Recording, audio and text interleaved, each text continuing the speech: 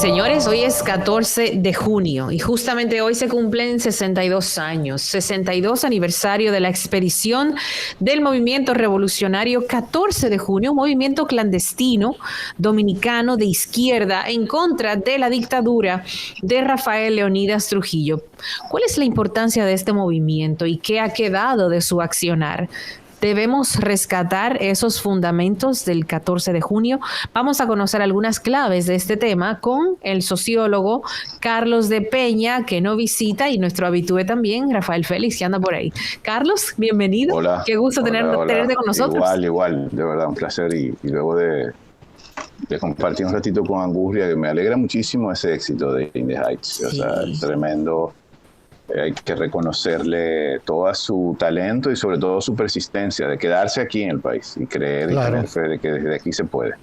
Pues porque sí, realmente se puede. Y a propósito de eso de poder, aclarar un poco, hay una diferencia histórica que debemos deslindar inmediatamente, y es que una cosa es el movimiento de liberación dominicana de 1959 y otra cosa es el movimiento político 1J4 o 14 de junio, que se deriva, o sea, su nombre se deriva de lo que hoy conmemoramos como la gesta heroica de las expediciones de Constanza, Maimón y Esther Hondo. Es importante delimitar porque mucha gente confunde, cree que el 14 de junio, debido a que Manolo Tavares y Minerva Mirabal son figuras mucho más trascendentales, han sido mucho más mediáticas que Enrique Jiménez Moya, que fue el comandante de la gesta heroica del 59. Digo esto para hacer justicia de los roles de cada quien. El que fue movimiento de izquierda, si se quiere llamar así, que yo todavía tengo mis dudas, en términos originales es el movimiento 14 de junio que se deriva de la invasión. Pero la invasión no venía con un programa de izquierda. Claro. Basta buscar en internet el programa mínimo de liberación, que es un programa que hoy pasaría por puras reformas democráticas. O sea, es un programa, el que planteaban estos héroes, que iba más por el orden de devolverle al país, si es que alguna vez lo tuvo, la institucionalidad democrática. O sea, lo que ellos hicieron fue utilizar la vía aérea armada bajo una hipótesis, bueno, luego del triunfo de la Revolución Cubana, y de las facilidades que el gobierno cubano les daba, bueno, pues tratar en la medida de lo posible de vencer a través de una insurrección armada a la dictadura de Trujillo. Con la hipótesis de que luego de aterrizados los tres frentes en el país, pues hubieran podido contar con lo que nunca iban a contar, que era con los campesinos dominicanos, a diferencia de los campesinos cubanos. Por eso hay que leerse mucho, por eso todo el que es político o pretende serlo, tiene que aprender de la historia de las estrategias políticas. Porque, por ejemplo, Ernesto el Che Guevara, que tenía como portaestandarte el foquismo, llegó un momento donde el foquismo se terminó encerrando en Bolivia, con circunstancias que después podemos hablar, y Roberto sabe muchísimo más que yo, pero terminó encerrado ahí y muerto. Claro. Francis Camaño viene en el 73, 6 años después, con una estrategia foquista similar, no dándose cuenta que lo que le pasó a Manolo, que lo que pasó luego en el 65 y lo que luego le pasó al Che Guevara, hacía muy, muy arriesgada la aventura de venir aquí a contar con los campesinos. Claro. Retrotrayéndonos otra vez a la fecha que se conmemora hoy, en esta primera intervención de mi parte, es que el 14 de junio de 1959, estos hombres vinieron a inmolarse.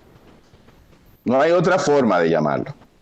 O sea, ellos sabían que las probabilidades de éxito eran escasas, pero el gesto, la inmolación, la idea, y yo siempre exhorto a los jóvenes a buscar en internet el diario, la carta que Johnny Puig Subirá, uno de los guerrilleros que vino a inmolarse, le escribe a sus padres y a su esposa.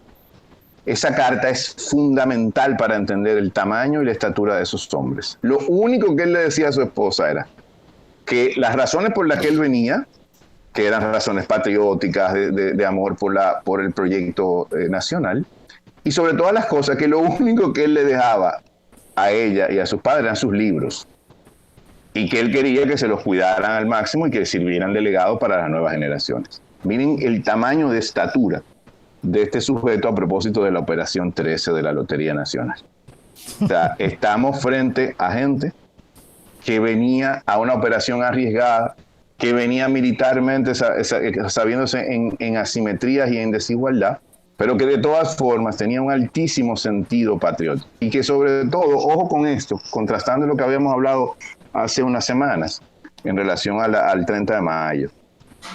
Estos venían del exilio, habían padecido las torturas de Trujillo, habían padecido precariedades y dificultades económicas, no eran cómplices de Trujillo, no habían sido vinculados a Trujillo. ¿Ah? ¿Perdón, Rafa? Tenía, o sea, la intención de ellos derrocar o asesinar a Trujillo tenía una connotación distinta a lo que provocaron. Exactamente. La vez pasada. Por eso subrayaba la vez anterior que estuvimos conversando sobre esto, la necesidad. Este es el Día de la Libertad para mí. Si algún día de la libertad debe haber, es el 14 de junio del 59, no por izquierda, por socialismo, nada de eso, sino fundamentalmente bajo la premisa de que estos señores sacrificaron sus vidas en pos de una sociedad muy distinta a la que terminó organizándose después de la dictadura y después de la guerra de abril. ¿Quiénes quedan vivos de esa expedición? Se quedan 5. He visto, creo que vi una reseña en el periódico, está Fidelio Despradel, a quien saludo. Está Delio. Sí. Está Delio Gómez. Mi amigo Delio Gómez Ochoa, que tuve la suerte de conversar con él en casa de mi padre hace muchos años. Creo que Julio Escoto y no sé cuáles dos más. Hay un matrimonio, creo que hay un matrimonio. Sí, hay un matrimonio, pero en el caso, digo Fidelio como catorcista, pero no que vino en la invasión del 59. No vino en la invasión, claro.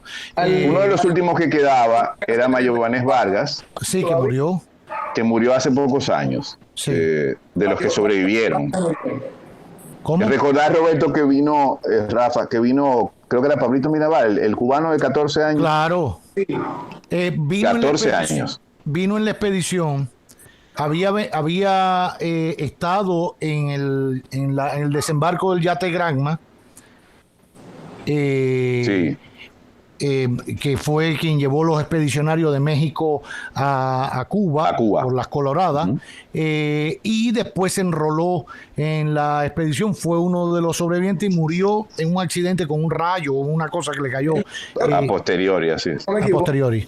Pablito Mirabal, bueno, junto con Delio y otro grupo que fueron de los que lograron no ser ajusticiados ni aquí en la base aérea, fusilados, aparte de ser torturados y eso, por lo menos se le preservó la vida en Cuba, como bien tú dices. Creo que estaba cruzando un río justamente cuando le cayó un rayo. Sí, exacto. Yo, a propósito de ese tema y del compromiso con los ideales, con las mayorías, siempre recuerdo una conversación que tuve con Delio, que para mí es muy significativa, y lo traigo a colación por un paralelo que quiero hacer. Quizás alguien puede decir, Cucho, pero no es comparable. Sí, el tema en este tiempo de uno pensar en la colectividad, si te llaman a vacunarte para salvar, no es solo salvarte a ti, es salvar a una comunidad. Sí. En el caso de Delio, cuando triunfa la revolución el 1 de enero de 1959, Delio Gómez Ochoa, comandante de la sierra, de los poquitos comandantes de la sierra que había, para que estemos claros, Fidel, Raúl, El Che, Camilo, Almeida, Delio Gómez Ochoa. Y Delio espera a Fidel, si mal no recuerdo, creo que estaba en Camagüey, Holguín o Camagüey. Viene la tropa avanzando de oriente hasta occidente, y Fidel le pregunta qué rol quería tener en la revolución que acababa de triunfar a Delio Gómez Ochoa, el comandante Delio. Y Delio le dijo: mi primera misión, comandante, es liberar a República Dominicana de Trujillo, que ha sido siempre su mayor interés desde que usted era estudiante universitario. Recordemos que Fidel se enroló en Cayo Confite con Bosch, etcétera, etcétera. Bien, siendo muy joven. En Holguín. Lo de Delio, la conversación. Sí. Y entonces Fidel le dice, bueno, fíjense que estoy hablando de enero del 59 y la expedición es un 14 de junio de 1959. 6 meses después. Quien va a despedir la expedición desde Holguín en este 14 de junio del 59 es Camilo Cienfuegos, porque Fidel no pudo ir.